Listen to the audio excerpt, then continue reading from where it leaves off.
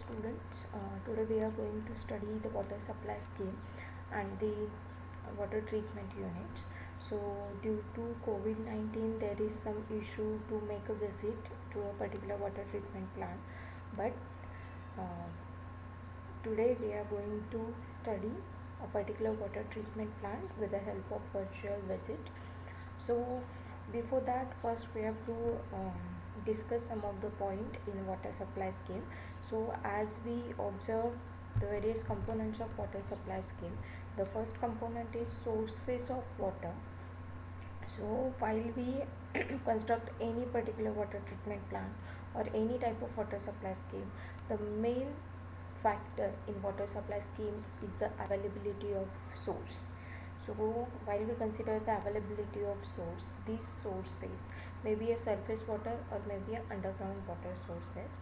But basically for the water supply scheme we have to prefer the source as a surface water source which is in the form of river, canal or reservoir.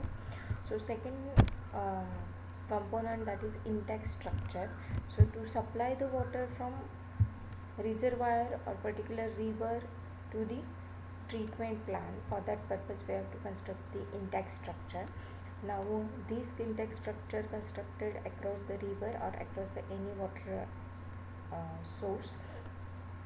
Now these intake structure get divided into basically three types: river intake structure, canal intake structure and reservoir intake structure. Now these intake structure also subdivided into two parts, that is dry intake structure and wet intake structure. Now the purpose of this intake structure to withdraw the water from the sources and to supply the water to the treatment plant by the pumping system. The next unit and the most important component, that is treatment of water. Now basically when we observe this diagram, there are number of treatment units of water supply scheme.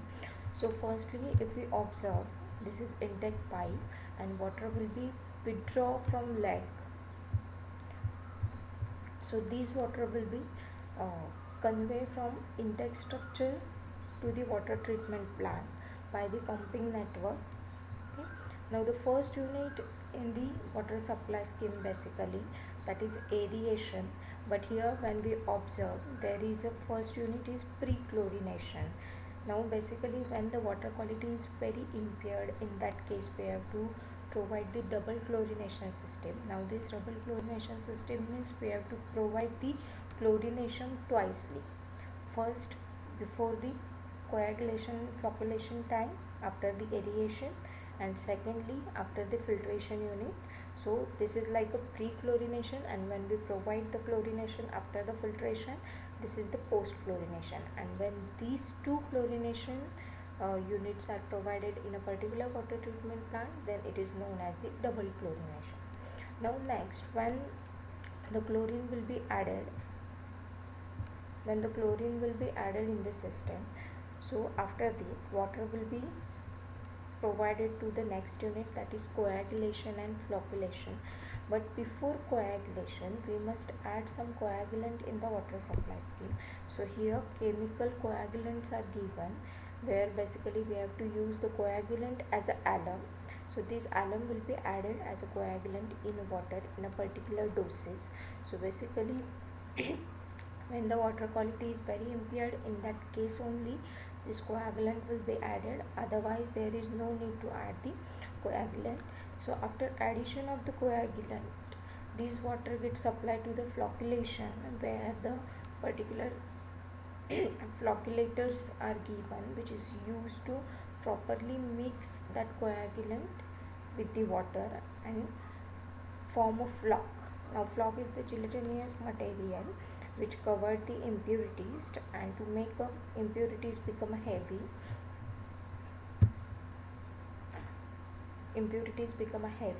so hence they can easily settle down at the bottom.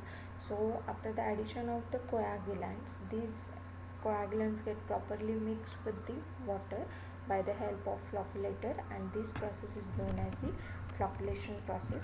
After the flocculation unit, the water will be supplied to the next, that is settling tank, which is known as the sedimentation tank, or it is also known as the clariflocculator. So in that, after giving some detention time, these impurities, that is heavy impurities, get settled down at the bottom.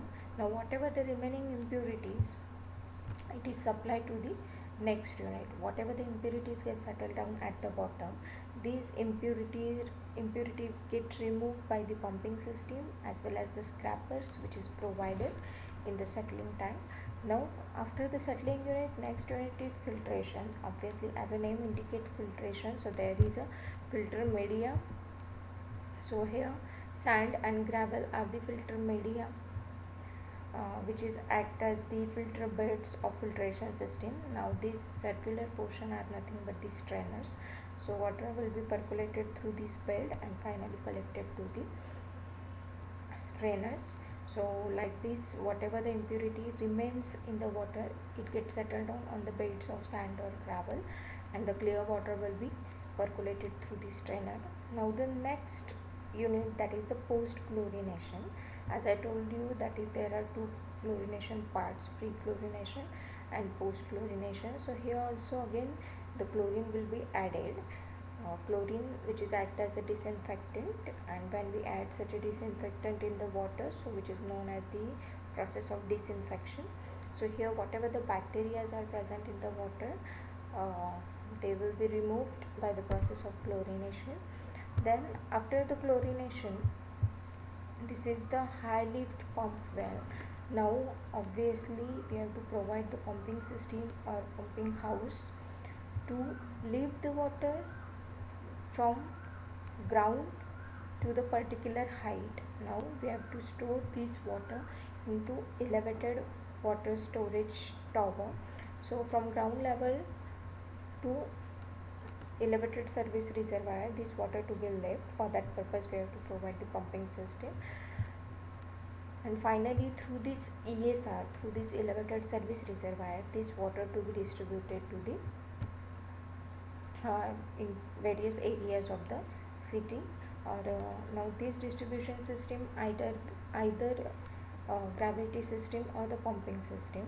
So basically in our areas, or in our city, basically the gravity system will be distributed or provided to distribute the water from ESR to the various areas of the city. So this is about the basically water treatment system. So now we have to visit a particular plant. So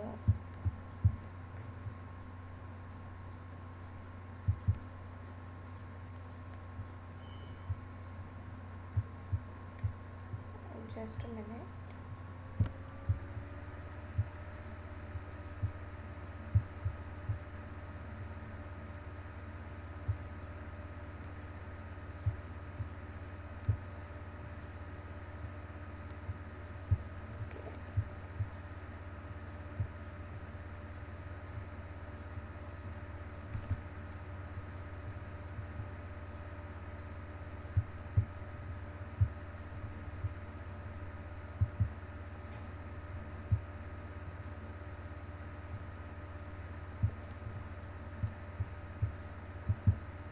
Okay, so we observe this plant. This is the 31 mld of capacity of water plant, that is treatment plant. Now this case study is at Bengal. Now here we have to observe that this is the water resource, that is the river water, and this is the Rupanarayan river, where the intake structure will be constructed across this river. Now through this intake structure, water will be lifted from this river and supply the water treatment unit. So here we observe that